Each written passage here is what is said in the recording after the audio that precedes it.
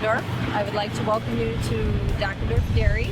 We're just about 2 miles north out of the town of Watkins, and we'd like to give you a tour of our farm today. The farm was originally purchased in 1894 by Anton and Mary Dockendorf, and it was purchased by their son and his wife, Louis and Olivia Dockendorf, in 1949. It lapsed in a generation with the Dockendorfs having it, so Jerry and Audrey Meyerhofer bought it in 1962. But when they were ready to retire, then none of their children wanted the farm, and so Earl had the opportunity, his mom and dad, Earl and Donna, had the opportunity to buy the farm and put it back into the Dockendorf name, and that happened in 1992. And we purchased it in the year 2000.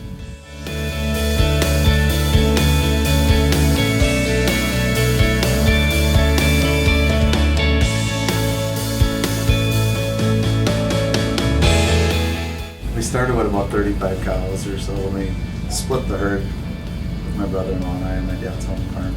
From there, we just added more cow numbers and grown within. And the old barn held 68 cows. We had that full, and then we had a few extra. We started switching cows and did that. And one of the kids would be born, and we'd quit switching cows, and then we'd go back to switching cows, and then we'd have another kid, and we decided that's too much work, so we quit switching cows. And eventually, it ended up being we were switching 35 cows, and then we were milking over 100 cows in the old setup, and we knew we couldn't keep that up. It was supposed to be a temporary thing. So we started going on dairy tours, looking at barns. We were going to put in a parlor, and went out to Sioux Falls, South Dakota to a dairy expo out there, saw robots for the first time out there. Came home after that, my wife looked at me and says, "We're putting in robots."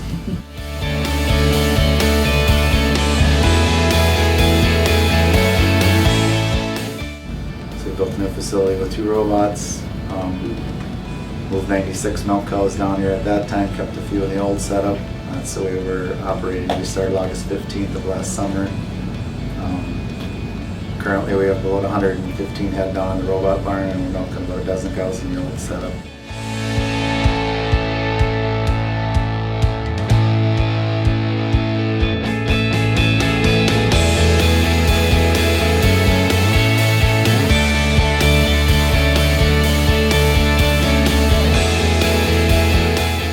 We were down here around the clock for a week. We took shifts, like they were like 8-hour shifts, and the 2 of us would go sleep and 2 of us would come back out to push, and we'd rotate in and out, and eventually later in the week we'd just be so tired and like you wouldn't have anything to do. And it was also the best week of food ever because both of our grandmas came to our rescue and provided us with meals. So because we knew Mom wouldn't have time to cook, so. It was a lot of work. It was kind of a lot of fun. So.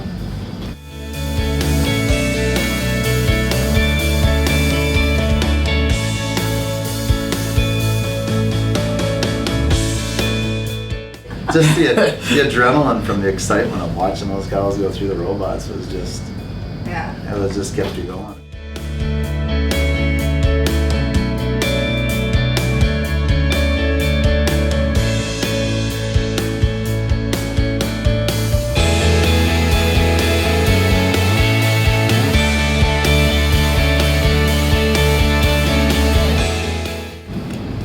You can find out when she last visited, how much milk she gives, how much milk she was exposed to give, how much milk she did give. Anything you need to know about like how much milk they give, it tells you right here. 649 is her top cow. She's giving 135 pounds. Yesterday she was at 145. This tells you how much milk you've got in the last 24 hours. 10,114 pounds of milk in the last 24 hours. Our average is we're bumping around kind of 90. We're staying around that area. Our milkings per day is about 3.1 per cow, you know. That's how many times I get milked, so about every 8 hours. You can learn about anything you really need to know on this computer. You can look up a cow, you know. You can learn anything you need to know, so. lot of the information that's on the computer in the office, we can access right out here if we want. So if we're working in here and we just want to look at a cow that might be out too long or how much she gave recently, that information's all on this screen too. And it's all touch screen. We're married now 53 years. That's when we started farming. And we started on his dad's home place, which is up the road first. A chance to buy my grandpa's farm here, and so we bought that. And a year later, Steve and Lori came, and they wanted to start milking cows here. And wife says last summer, she says, "Girl, when it comes harvest time, you will have to hire somebody to help you because I do the field work." And there's just not going to be, Steve's just not going to be able to help you at all. With that new barn and those robots, you're just going to have to get somebody to help you. By golly, we worked out best ever last fall than it ever did. They got a little more free time too. They don't have to be, if you go someplace, you don't have to drop everything and just run. You can have that extra half an hour if you need it to.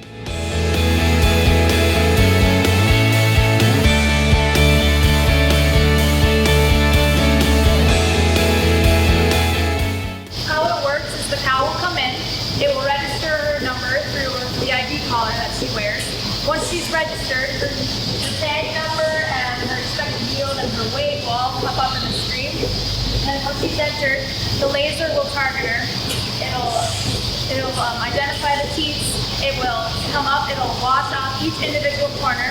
Once each is washed, and they'll come on and one by one place the teat comes on.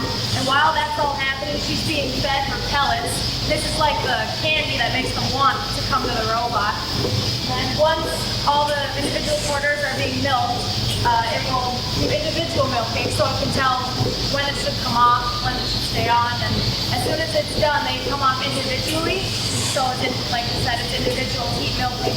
Then once she's all done, the arm will swing underneath, and it will post dip each quarter, and then it will let her out. And then the next one will come in, and the process will just repeat all over again. I never thought it was going to go as good as it did. I'm just amazed now. I could sit down there and watch them units milk all day long. The product is only as good as the people who stand behind it. They're going to help you. That was These guys do it. for us. People ask, was it a hard decision on what brand of robot to put in?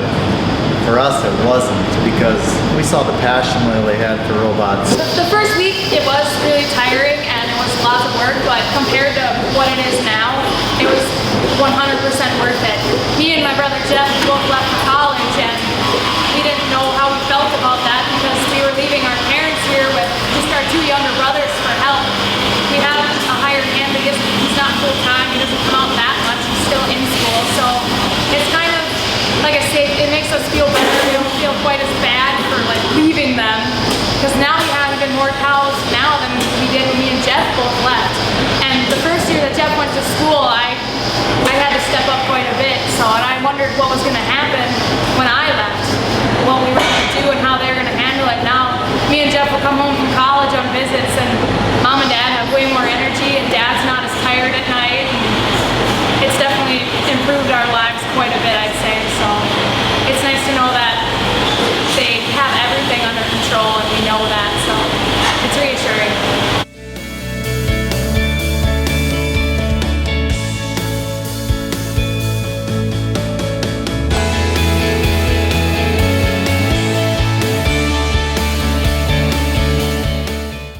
It's called our Juno feed pusher. Runs automatically every hour on the hour. It gets closer and closer to the curb every time it makes a pass, and then it's programmed for a specific time of the day. When we feed, it backs off again, so it's not as close to the curb. Every time it starts up to run, it makes, it beeps and makes this noise. The animals know that. A lot of them, it stimulates them to get up and eat. So we don't have to sweep out a lot of mangers. There's very little feed wasted because the feed's always going in.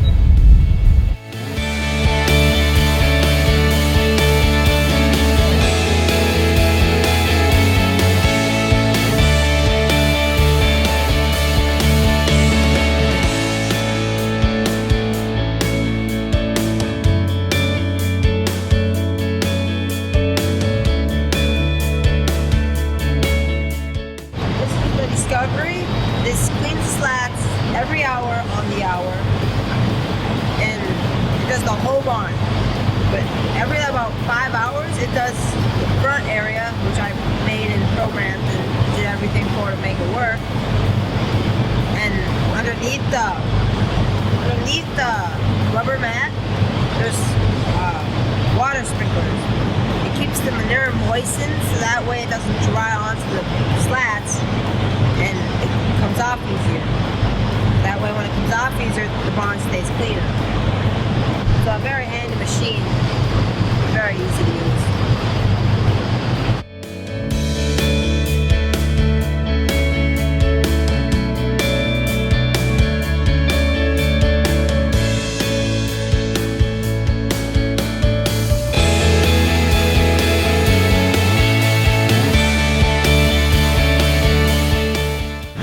Lely representatives kept coming with people all the time. Finally, they told us, we should just do an open barn and let people see what they want to see, and it'll cut down on the visitors. We had a nice turnout. We estimated over 500 people, and it was kind of interesting to see the people, like facial expressions, I guess you should say, when they walked in. And our robot room was packed solid from about 15 minutes before we were supposed to start till an hour after we were supposed to end it. And everybody would walk in, and it was just fun to watch them. They'd look at the robots and they'd be like, oh my gosh, this is unbelievable. So I guess I told everybody it was the same thing we had and saw robots for the first time.